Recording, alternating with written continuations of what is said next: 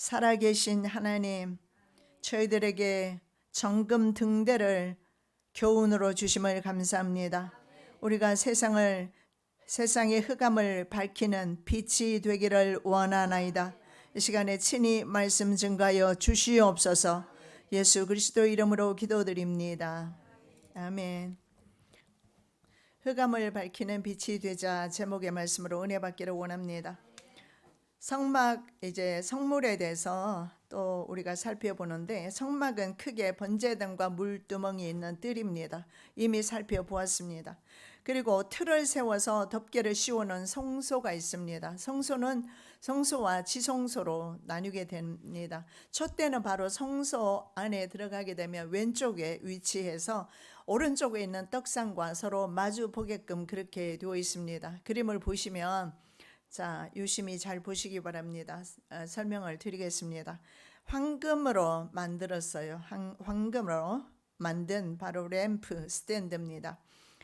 밑판이 보이실 겁니다. 그리고 줄기가 있어요. 그 중앙에 줄기가 있고, 그 다음에 잔이 보이는데, 이 잔은 맨 위에 있는 것을 가리키는 것이 아니고 옆으로 보시면 3개씩 양쪽으로 18개 잔이 있습니다. 그리고 맨 위에 보면 꽃 받침과 그리고 꽃이 한 덩이로 서로 연결되어 있습니다. 받침 위에 중앙에 1개 줄기가 보이고 있죠. 그리고 양쪽으로 6개씩. 그래서 이 줄기는 총 7개가 됩니다. 중앙에 세워진 기둥은 말할 것도 없이 바로 예수 그리스도를 예표한다. 그래서 황금 촛대는 바로 예수 그리스도와 예수 그리스도의 사역을 의미한다, 이렇게 보시면 되겠습니다. 그리고 좌우에 있는 6개의 가지는 바로 성도들을 상징합니다. 1대6입니다. 이것은 바로 7의 완전수를 가리키는데, 완전한 교회가 되려면, 완전한 성도, 하나님이 기뻐하시는 성도가 되려면 바로 하나님과 연합되어야 된다라는 사실을 볼 수가 있고, 저렇게 바로 메인 줄기에 붙어 있어야 된다라는 사실을 알 수가 있습니다. 그래서 사도 바울은 그리스도인의 신앙 성장의 목표를 그리스도로 잡고 있습니다. 그래서 머리 대신 예수 그리스도까지 자라자고 에베소 4장 15절에서 그렇게 권면하고 있습니다. 계속해서 머리 되신 예수께로 자라자. 왜냐하면 어떻게 자랄까요? 당연히 붙어 있어야 자라지, 붙어 있지 않으면 가지가 꺾어지면 당연히 마르게 될 것입니다. 요한 사도는 예수님을 포도나무로 비유를 하고, 성도들은 바로 저렇게 양쪽에 붙어 있는 가지로 표현하고 있습니다. 그래서 가지는 나무에 붙어 있지 않으면 아무것도 할 수 없다라고 성경을 말씀하고 있습니다. 나는 포도나무요 너희는 가지니 저가 내 안에 내가 저 안에 있으면 이 사람은 과실을 많이 맺나니 나를 떠나서는 너희가 아무것도 할 수 없음이라. 나를 떠나서는 너희가 아무것도 할 수 없음이라 분명하게 말씀하고 있습니다. 예수 안에서 우리는 모든 것을 할 수 있다라는 것입니다. 그래서 열매를 맺기 위해서 우리가 할 수 있는 것은 예수께 붙어 있어야 된다. 그래서 우리는 언제나 사나 죽거나 예수님밖에 없습니다. 황금 촛대를 생각할 때마다 바로 그 기둥이신 예수님께 내가 붙어있는 가지가 되어야 되겠다, 이렇게 생각하시면 될 것 같습니다. 그래서 이것은 여러 부품들이 서로 막 연결된 그런 기계적인 결합이 아닙니다. 이것은 바로 하나의 생명으로 이어져 있는 유기적인 결합인 것입니다. 생명으로 연결되어 있습니다. 우리 예수님과 우리는 지금 떨어져 있는 것 같으나 생명으로 하나 되어 있다라는 사실을 믿으시기 바랍니다. 그래서 예수님이 곁에 계셔도 예수님께서 우리에게 어떤 일을 행하시기 어렵습니다. 예수님을 내 안에 모시게 될 때 그 생명, 예수 생명 안에 들어갈 때 비로소 우리는 모든 것을 할 수 있다라는 답이 나오는 것입니다. 정금 촛대는 바로 예수 그리스도를 나타냅니다. 예수 그리스도. 정금 촛대는 예수 그리스도인데, 제사장이 말입니다. 저녁 상번제는 매일 드리는 제사를 의미하는데, 제사장이 저녁 상번제 드리는 시간에 7개 촛대에 점화합니다. 중앙에 하나가 있고 양쪽으로 6개가 있잖아요. 그래서 총 7개입니다. 7개 촛대에 점화하고 다음날 아침 역시 상번제를 아침 저녁으로 드립니다. 아침에 상번제 드릴 때 불을 소등합니다. 당연히 그럴 것은 밤은 어둡기 때문에 불을 밝힌다는 사실을 알 수가 있습니다. 자, 지붕은 4겹의 두꺼운 천이나 혹은 가죽으로 덮여 있습니다. 그래서 안에는 또 창문도 없습니다. 성막 안의 유일한 빛은 바로 촛대였다라는 사실에서 이 빛의 역할이 바로 촛대의 역할이 바로 빛을 내는 것임을 알 수가 있고, 촛대는 빛과 진리이신 예수 그리스도와 그의 사역을 예표합니다. 나는 세상의 빛이니 나를 따르는 자는 어둠에 다니지 아니하고 생명의 빛을 얻으리라. 나를 따르는 사람은 어둠에 다니지 않을 것이다.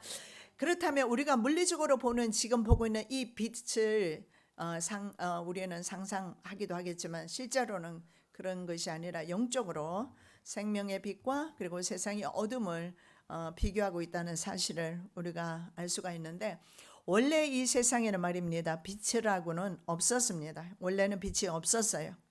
세상은 어땠습니까? 바로 해수면이 높기 때문에 지표면은 해수면보다 낮았어요. 그래서 창세기 말씀에 보면 물이 온 세계를 덮고 있었다, 그렇게 나와 있습니다. 말씀 보겠습니다. 땅이 혼돈하고 공허하며 흑암이 깊음 위에 있고, 그렇게 말씀하죠.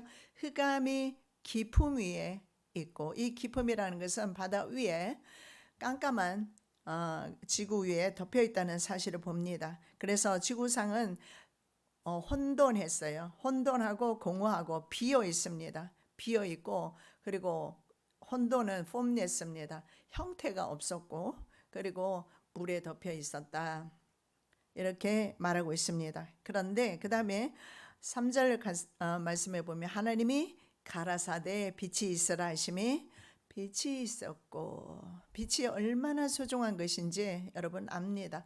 밤에 깜깜할 때 빛 없는 상황에서 걸어 다닐 때 어떻습니까? 더듬어야 해야 할 것입니다. 그러나 작은 불빛 하나라도, 심지어는 정수기에서 나오는 빛만 있어도 화장실 찾아갑니다. 빛이 그렇게 소중한 거예요. 그런데 하나님께서는 빛이 있어야 인생이 살 수 있다는 사실을 아시고 빛을 먼저 주셨어요. 빛을 이 땅에 오해는 하지 마시기 바랍니다. 이 빛은 해와 달과 12별 광명체를 가리키는 거 아니에요. 그 광명체는 4번째 날에 창조됩니다. 이 빛은 바로 하나님 자신임을 아셔야 합니다. 이 빛은 바로 세상을 있게 하는 바로 에너지입니다. 에너지를 하나님께서 주셔서 이 땅이 질서를 잡을 수 있도록 그렇게 해두시고, 하나님은 천지를 창조하시고, 그리고 모든 것을 창조된 후에 하나님의 형상대로 만드시고, 하나님 형상대로 만드신 사람, 그 귀한 사람을 이 땅 위에 두셨어요. 그러니 우리는 마땅히 하나님을 섬겨야 하지 않겠습니까? 그렇게 보배로운 존재로 만들어 주셨는데, 이사야 6장 2절 말씀에 흑암에 행하던 백성이 큰 빛을 보고 사망의 그늘진 땅에 거하던 자에게 빛이 비쳤다라고 말씀합니다. 흑암에 행하던 백성. 자, 이 흑암이라는 것은 하나님이 없는 사람은 흑암에 행하고 있다는 사실을 보여주고 있습니다. 혹시나 밤에 깜깜할 때 길을 걸으시면 여러분 한번 묵상해 보시기 바랍니다. 내 마음에 주님의 빛이 있는가? 내가 지금도 주님과 교제하고 있는가? 빛 대신 예수님과 함께 걸어가고 있는가? 한번 묵상해 보시기 바랍니다. 한 번이 아니라 밤이 올 때마다 여러분 이 말씀을 묵상하면서 주님께 기도하셔야 할 줄 압니다. 주님, 내게 빛을 주시옵소서. 항상 비춰 주시옵소서. 이스라엘 땅에는 빛이 있었습니다. 고센 땅에는 빛이 있었습니다. 그러나 이집트에는 흑암만 있었던 흑암 재앙을 볼 수가 있습니다. 그렇습니다. 하나님의 자녀의 가정에는 빛이 있으나 하나님을 믿지 않는 가정에는 흑암만이 있다는 사실을 알 수가 있습니다.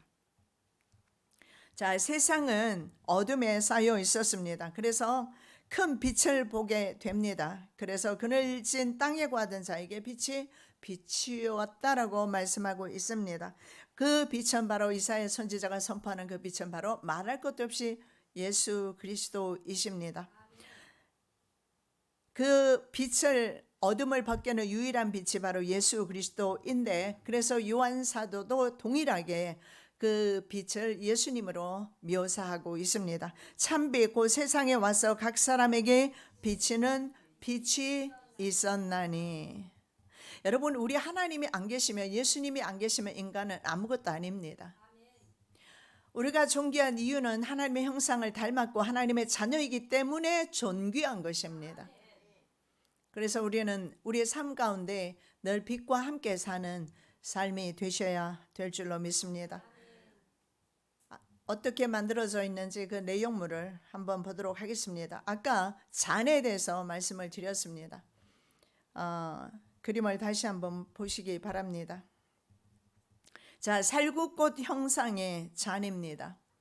살구꽃 형상의 잔은요, 중앙에 보면, 중앙에 보시면 그렇습니다. 중앙을 보십시오, 여러분.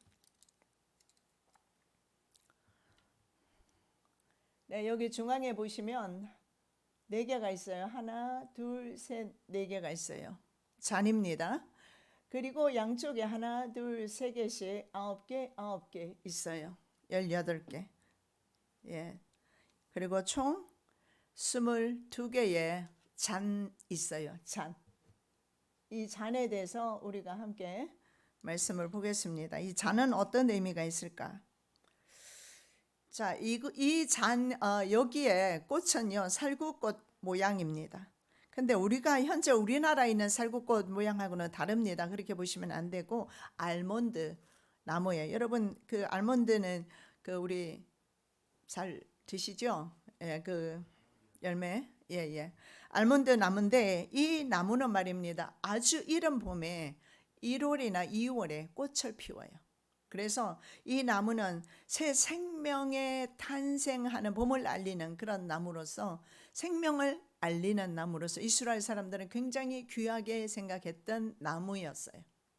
그래서 모양이 알몬드 나무로 되어 있습니다.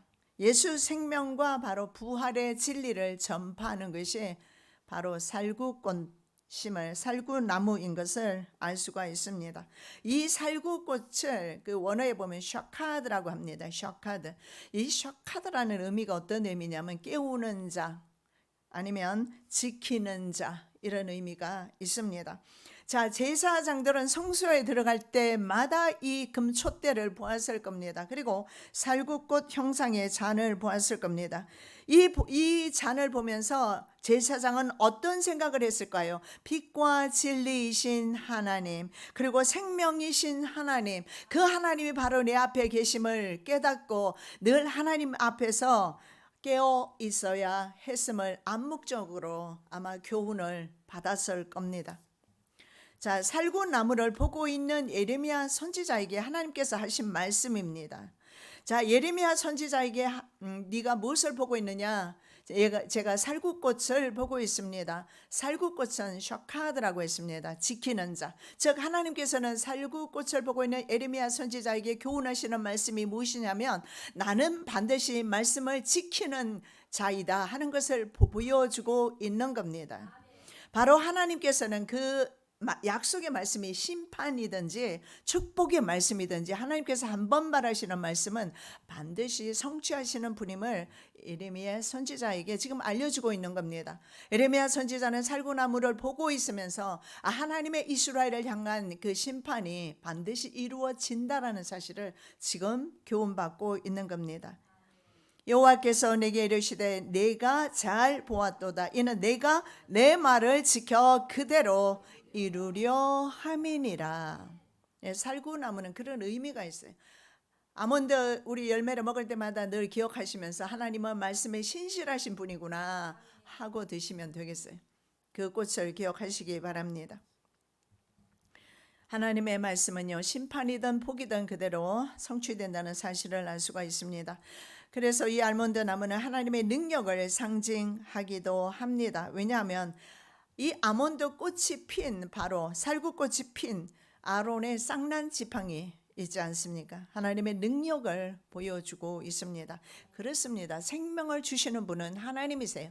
가장 이른 봄 1월, 2월에 꽃피는 나무는 거의 없습니다. 그런데 살군 나무는 꽃을 핀단 말입니다. 이것은 바로 생명 그리고 부활을 상징하며 이것은 주님께서 우리들에게 주시는 생명을 상징한다는 사실을 볼 수가 있습니다. 왜냐하면 예수님은 살구나무를 통해서 지금 그대로 하나님은 살구나무를 통해서 예레미야 선지자에게 그대로 말씀을 하고 있기 때문에 그렇습니다.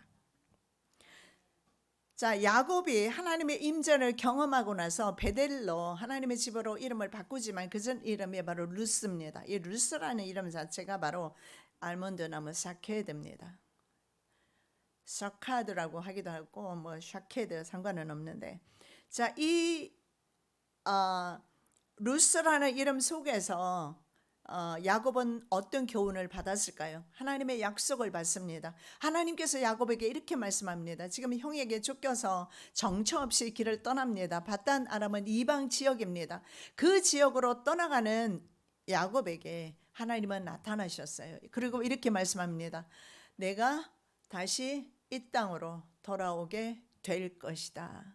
어쩌면 바로 루스라는 그 지명을 통해서 하나님께서는 야곱에게 약속해 주셨던 것 같습니다. 저와 여러분에게도 크고 작은 하나님의 약속의 말씀 반드시 지키신다는 믿음으로 오늘도 말씀 받으시기 바랍니다. 자, 25장 36절에 정금으로 쳐서 만들라라고 말하는데 원어 성경에 있는 것이 하나 빠진 게 있어요. 하트라는 단어가 빠졌어요. 하나. 이 말은 정금 등대는요 다른 성전 기구들하고 다릅니다. 따로 제작해서 결합하지 않습니다. 금덩어리 하나 가지고 34kg이에요. 순금 덩어리입니다. 한 덩어리 한 달란트가 바로 34kg이에요. 굉장히 크다는 사실을 알 수가 있죠. 굉장히 금이 무거웠을 겁니다. 그래서 이것을 만들기 위해서는 금을 이 모양으로 내기 위해서는요 그렇게 꽃 모양도 내야 되고 잡 모양도 내야 되고 그리고 줄기는 또 받침 이런 것들을 다 만들어야 되기 때문에 보통 기술이 필요한 게 아니었을 겁니다. 그런데 한 덩어리로 만들어라. 자, 히브리 사람들에게 달란트는 중량 최대 단위입니다. 그래서 바로 한 달란트로 만들라라는 것은 이 금촛대가 가장 귀한 것임을 교훈하고자 하는 뜻이 있을 겁니다. 자, 순금 한 달란트는 노동자 9만 명이 하루 일했을 때 받는 임금이에요. 아니면 혼자 일하는 사람 365일 주일도 일해서 360일 일했을 때 몇 년을 일해야 되는 돈인가? 500년 일해야 되는 그런 큰 금액이다. 등대의 가치는 정말 측량할 수 없다라는 사실을 보게 되는데 그렇습니다. 등대는 우리에게 주시는 그리스도의 생명입니다. 말로 측량할 수 없고 값으로 매길 수 없는 하나님이 우리에게 주시는 은혜입니다. 금촛대를 유대인들은 지금 메노라라고 불러요. 메노라는 것은 빛의 나무다 이렇게 그런 의미가 있어요. 메노라 촛대니까요. 빛의 나무. 자, 생명과 능력을 역시 상징하는데 말긴 데이빗이라고 그래서 다윗의 별과 함께 이스라엘 유대교를 상징하는 것이 바로 메노라입니다. 그래서 이 메노라 도안은 여러 곳에서 볼 수가 있는데 현재 이스라엘 국장에 들어 있습니다. 그리고 예루살렘 구시가지 유대인 쿼터가 있어요. 거기에서 성전산을 바라보게 되는 그런 전망대가 있는데 거기에도 바로 이 정금 24K 순금 메노라가 있다라고 하는데 성전산에 제3성전이 세워지면 그때 비치하려고 준비해 두었다라고 합니다. 자, 촛대는 물론이지만요. 불 집게하고 불똥 그릇도 정금으로 만들었어요. 왜 이렇게 하나님은 금을 좋아하실까요? 여러분 경제가 이렇게 불투명한 시대에 가장 큰 투자는 뭐 한국 국채도 아닐 거예요. 왜냐하면 국가가 망하면 국채도 돌려받을 수가 없어요. 국채 사놨다가 망한 그런 국민들 미국에도 있었잖아요. 미국 국채도 마찬가지일 겁니다. 여러분 어느 곳에도 투자할 것이 할 곳이 없어요. 그런데 가장 그래도 그나마 안전한 것이 금이다. 금사란 말은 아닙니다. 그런데 진짜 금은 하나님도 금을 좋아하시고 우리도 다 금을 좋아하시는데 하나님이 좋아하시는 금과 우리가 좋아하는 금은 달라요. 우리는 우리 욕심 때문에 금을 좋아해요. 그러나 하나님은 금에 주는 의미를 더 깊이 생각하실 겁니다. 금은 변함이 없거든요. 그리고 24K는 순수한 겁니다. 24번 용광로에 들어갔다 나오면서 이물질이 다 제거된 것이 24K 정금이라고 합니다. 순금이라고 하기도 하죠. 순금의 가치가 아마 지구가 존재하는 동안은 제일 가치를 발휘할 겁니다. 여러분 무슨 가상화폐도 많이 있지만 가상화폐로 인해서 엄청나게 재산 날리고 돈 날리고 한 사람들 지금 주변에서 많이 보셨잖아요. 그 안전한 화폐가 전혀 없는데 과거에는 바로 금이 화폐였던 시절이 있었어요. 그런데 지금은 그 모든 금이 어디로 갔을까요? 없어지지는 분명히 않았을 텐데. 그리고 우리는 IMF를 겪으면서 IMF 이후에 보니까 각가정에 그래도 금붙이들이 좀 많이 있었어요. 뭐 애기 돌이다, 뭐 돌반지, 뭐 백일, 뭐 여러 가지 결혼 반지 이런 것들이 있었는데 그래도 장롱마다 그런 게 들어있어서 도둑들이 그때 그거 훔치러 다녔잖아요. 그런데 요즘은 거의 집에 금이 없어요. 주님께서는 지금 금 없다고 해서 책망하시는 거 아니에요. 금 같은 믿음 가지라고. 순수한 믿음, 정결한 믿음. 세상 사람들과 다른 그런 믿음을 가지라는 의미로 우리 주님께서도 금을 좋아하셨던 것 같습니다. 그래서 정금으로 쳐서 만들어라. 그래서 이 불변하는 속성을 가지고 있기 때문에 성도의 믿음을 표현할 때 정금 같은 믿음으로 표현하기도 하고, 그리고 이 정금은 말입니다. 불에 그을리거나 타는 확 반응이 변화가 일어나지 않아요. 이런 속성 때문에 성소 안에 정결을 유지하기 위해서 사용했던 것을 봅니다. 녹슬거나 이런 것도 없습니다. 그래서 금으로 사용했다는 사실을 볼 수가 있습니다. 우리 천국 가면 금으로 된 길이 금으로 되어 있다는 사실 아세요 혹시? 관심 없어요? 그래서 내 손에 지금 있는 금이 나은 겁니까? 날아가는 수많은 새보다 세상에 있는 한 마리 새가 나한테는 더 귀할 겁니다. 그것이 바로 인간의 욕심을 드러내주고 있어요. 사실입니다. 성경에 기록되어 있고 정금길을 우리는 걷게 될 거예요. 누가? 정금 같은 믿음 가진 사람. 이물질이 끼어 있는 믿음 말고요. 돈의 욕심에 눈이 어두워 있는 사람 말고요. 금에 욕심이 있는 사람 말고요.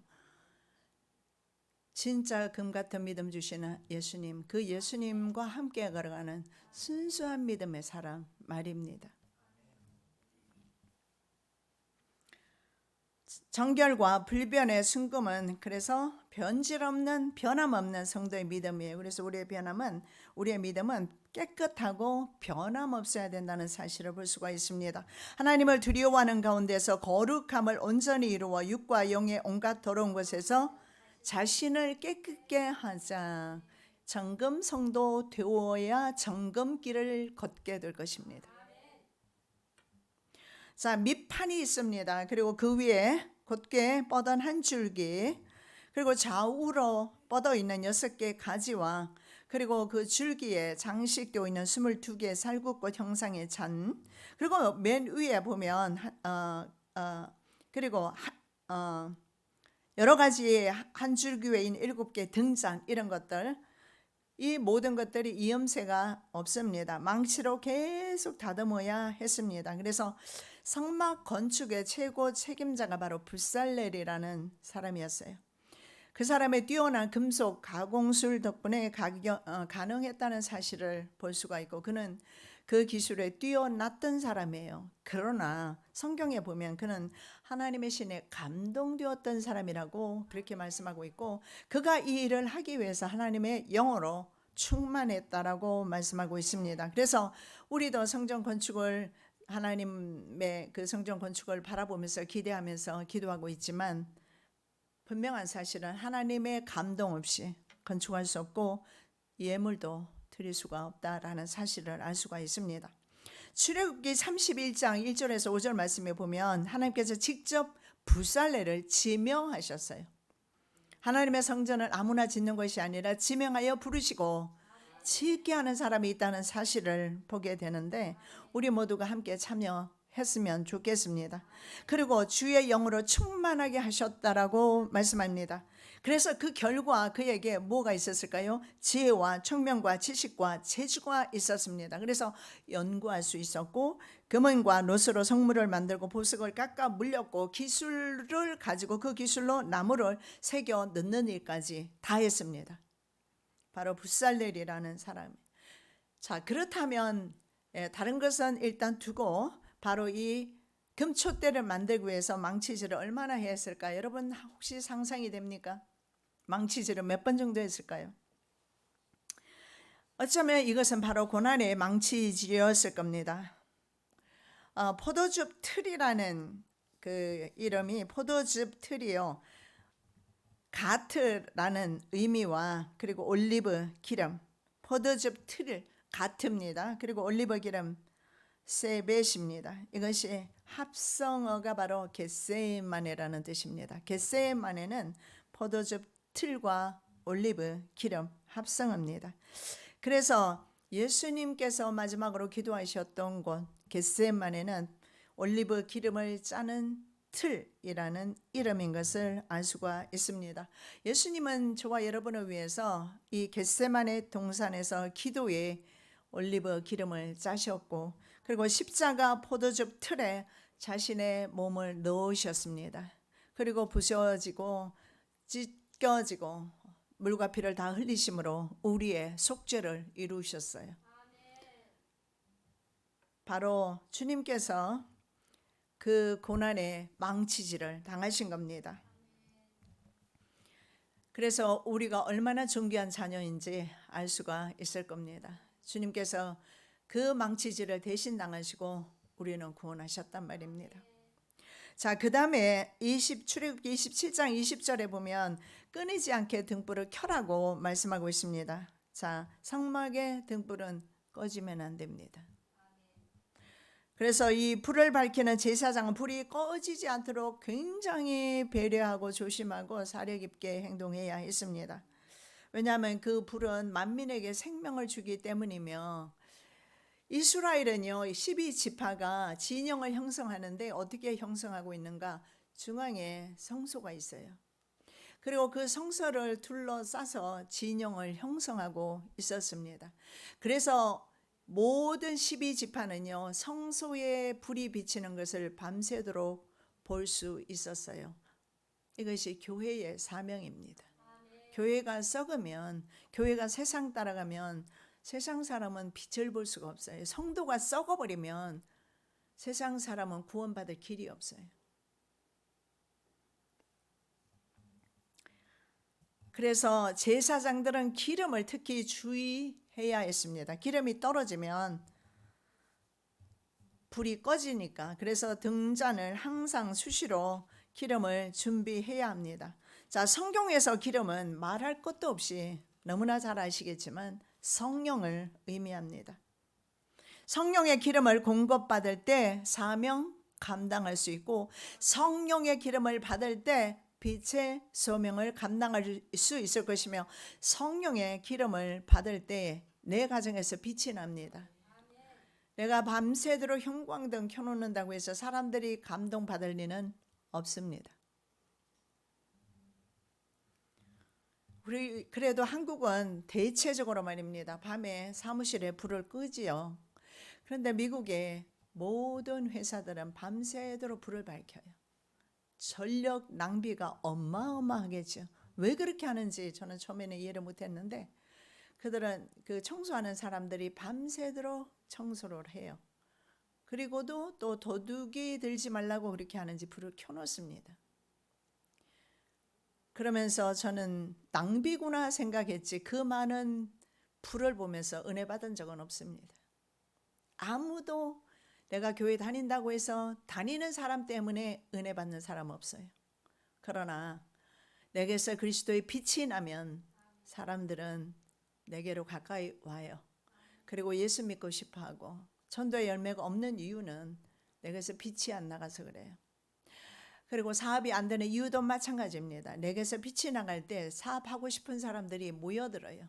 같이 동업하고 협동하고 싶고 하고 싶은 사람들이 모이게 되어 있어요. 빛이 있으면. 그리스도인에게 이 빛은 얼마나 중요한지 몰라요. 그래서 내게서 썩은 냄새가 나고 있지는 않은지, 아니면 내게서 빛이 나고 있는지, 여러분, 우리는 저나 여러분이나 다 똑같습니다. 매일같이 점검하면서 정말 내가 그리스도의 향기를 내고 있는지 기억하시는 저와 여러분 되시기 바랍니다. 자, 성령의 기름을 공급받아야 사명 감당할 수 있는데, 헬라어로 그리스도, 그래서 이 그리스도를 우리는 구세주라고 하기도 합니다. 구주라고 하기도 합니다.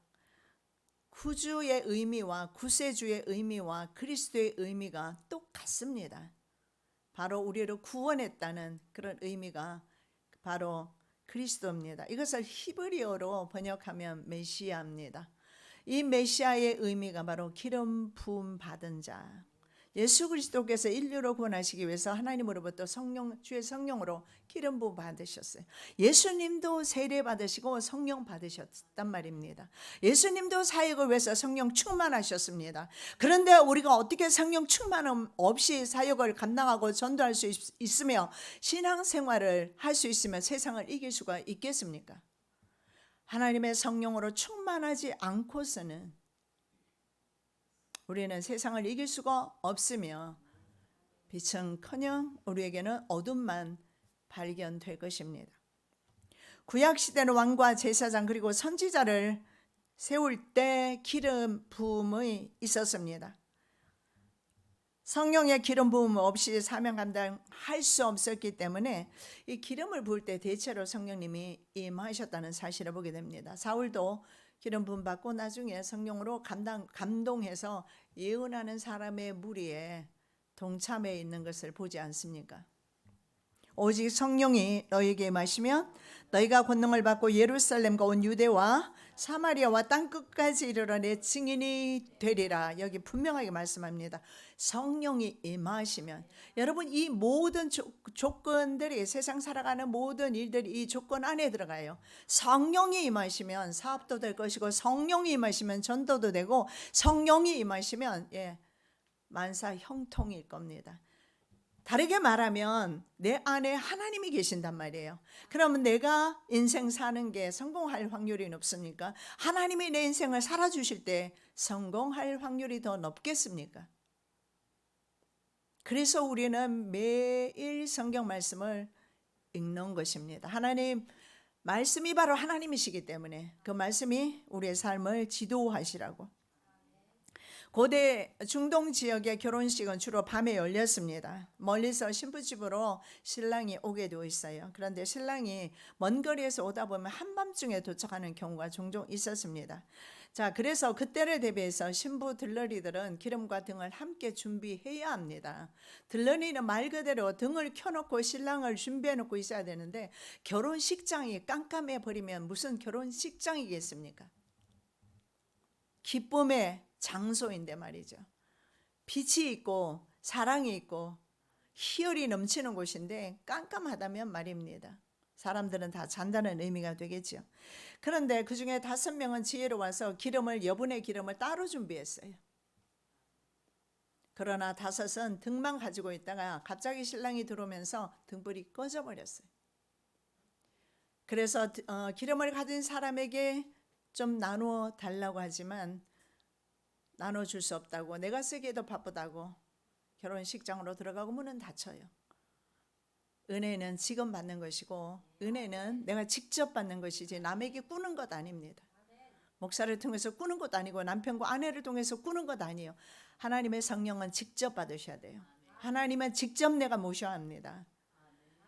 그렇게 되었을 때 예수님께서 다시 공중 재림하실 때 천사들과 함께 오실 때 주를 영접하지 못할 수도 있다.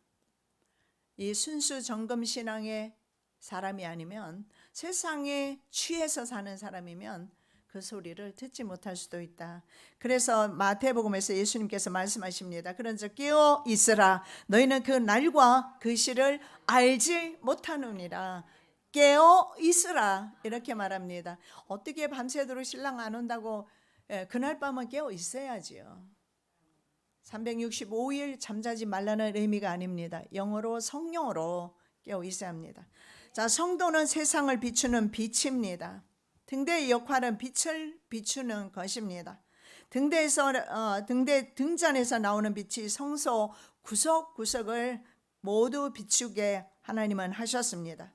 그런데 성경에 보니까 다윗이 바로 온 이스라엘을 안전하게 소원의 항구로 인도하는 바로 이스라엘의 등불이었어요. 연희 때와 똑같이 다윗이 전쟁터로 갔습니다. 다윗의 종자들이 다윗에게 맹세하여 가로되 왕은 다시 우리와 함께 전장에 나가지 마옵소서. 이스라엘의 등불이 꺼지지 말게 하옵소서. 다윗이 통치하는 동안에 이스라엘은 전쟁이 없었고 평안했습니다. 그들은 정말 하나님 안에서 샬롬, 평강의 삶을 살고 있었습니다. 그런데 한 번은 전쟁에 나갔다가 위험했습니다. 다윗이 죽을 뻔했습니다. 그래서 그 신하들이 만류합니다. 절대로 나가지 마십시오. 왕은 이스라엘의 등불이십니다. 이렇게 말씀을 해요. 다윗 시대는 이스라엘 백성들이 외부의 적으로 인해서 종살이한 적이 없습니다. 침략도 받지 않았고 안전하게 이스라엘의 등불 역할을 바로 다윗이 했기 때문에 그렇습니다. 우리 가정에 무작위로 세상의 공격을 받고 있다면 등불이 꺼져 있다는 뜻입니다. 누가 되든 남편이 하시든 아내가 하든 등불을 켜야 할 것입니다. 왜냐하면 그리스도인은 세상을 비추는 등불이라고 주님이 말씀하셨어요. 너희는 세상의 빛이라 산 위에 있는 동네가 숨기우지 못할 것이고. 그렇습니다. 그리스도인이 썩으면 세상의 빛이 없어집니다. 교회가 부패하면 세상에 어둠이 내리게 됩니다. 세상을 비판할 것이 아니라 교회가 회개해야 될 것입니다. 세상이 어지럽다면 말입니다. 그리고 우리 성도가 회개하며 다시 빛을 발휘해야 될 줄 믿습니다. 자, 요한 사도는 이 계시록 2장 3장에서 7교회를 각각 7금촛대라고 설명하면서 교회의 사명이 무엇인지 분명하게 말씀해주고 있습니다. 교회는 어둠 속에 있는 세상을 밝히는 빛입니다. 세상에 동화되지 않는 삶을 살 때, 그리고 세상 사람의 삶의 방식을 따르지 않을 때 빛은 그 빛의 역할을 하는 겁니다. 세상 사람들 살아가는 모습 그대로 살면서 빛이다라고 그건 스스로 착각일 겁니다. 세상 사람들과는 다른 삶을 살아야 하는데 그중에 늘 제가 강조하지만 정직함이에요. 거짓말하지 아니하고 남을 속이지 아니하고 갈취하지 아니하고 착취하지 아니하고 하나님 앞에 바르게 정직하게 공의와 정의로 걸어가는 길입니다. 언제 하나님께서 임재하셔도 하나님 보셨을 때 떳떳하게, 그런 바로 삶이 세상에 동화되지 않는 삶입니다. 세상 사람들 하는 거 다 따라하면서 우리는 거룩한 삶을 산다라고 보기 어렵습니다. 거룩한 삶은 세상 사람들하고 구별되는 것이 거룩한 삶이에요. 자, 예수께서 말입니다. 요한 사도는 성육신 하셨다가 죽음과 부활을 거치시고 이제 하나님 보좌 우편에 앉아 계시는 예수님을 보십니다. 그런데 예수님께서 7촛대 사이에 서 계시는 것을 봅니다. 에베소 교회가 회개하지 않고 그리스도의 권면을 거절했을 때 초래한 결과가 촛대를 옮기겠다라는 말씀입니다. 에베소 교회 촛대 옮겼을까요? 옮겼습니다. 왜냐하면 에베소 교회의 문제는 우리 오후 시간에 보게 되겠지만 바로 에베소 교회는요, 다이아나, 세미라미스입니다. 바벨론 신비 종교 여신이죠. 세미라미스. 이 세미라미스는 바로 가톨릭에서는 동정녀와 그리고 어머니 마리 동정녀와 아기를 경배하는 아기 예수로 경배하는 그런 것으로 이제 변질되었지만 바로 예배소 교회의 문제는 이런 여신 숭배 다이아나 여신 숭배를 하면서 처음 주님과 맺었던 사랑을 잃어버렸습니다. 그래서 권면합니다. 그러므로 어디서 떨어진 것을 생각하고 회개하여 처음 행위를 가지라. 만일 그리하지 아니하고 회개치 아니하면 내가 내게 임하여 내 촛대를 그 자리에서 옮기리라. 네, 촛대 교회가 교회 회개하지 아니하고 이 다른 신을 섬긴 것을 회개하지 않으면 촛대를 옮긴다라고 말씀합니다. 그리스도인이 결론의 말씀으로 다시 말씀드리면 그리스도인이 빛을 세상에 비추는 방법 간단합니다. 자신의 빛은 빛이 나지 않아요. 우리는 발광체가 아닙니다. 우리는 반사체입니다. 달이 그렇듯이 해는 스스로 빛을 발휘하지만 달은 해에 그 빛을 받아서 반사하는 것뿐이에요. 우리는 주님의 빛으로 반사되는 것뿐입니다. 예수 없이는 우리는 아무것도 아닙니다. 빛과 진리와 등대이신 그리스도와 한 몸을 이룰 때 가능합니다. 등대의 가지가 줄기로부터 뻗어나와서 한 몸을 형성했기 때문에 그렇습니다. 오직 사랑 안에서 참된 것을 하여 범사에 그에게까지 자랄지라. 그는 머리니 곧 그리스도라. 그에게서 온몸이 각 마디를 통하여 도움을 입음으로 연락하고 상합하여 각 지체의 분량대로 역사하여 그 몸을 자라게 하며 사랑 안에서 스스로 세우느니라. 아멘. 성전에 등대를 주심을 감사합니다. 등대는 바로 예수 그리스도이십니다. 그리고 우리는 그 등대의 가지입니다. 그리고 우리 또한 세상을 비추는 빛이라고 말씀합니다. 성령으로 충만하지 아니하면 빛을 비출 수가 없습니다. 성령의 등대가 되게 도와 주시옵소서. 거룩하신 예수 그리스도 이름으로 기도드립니다. 아멘.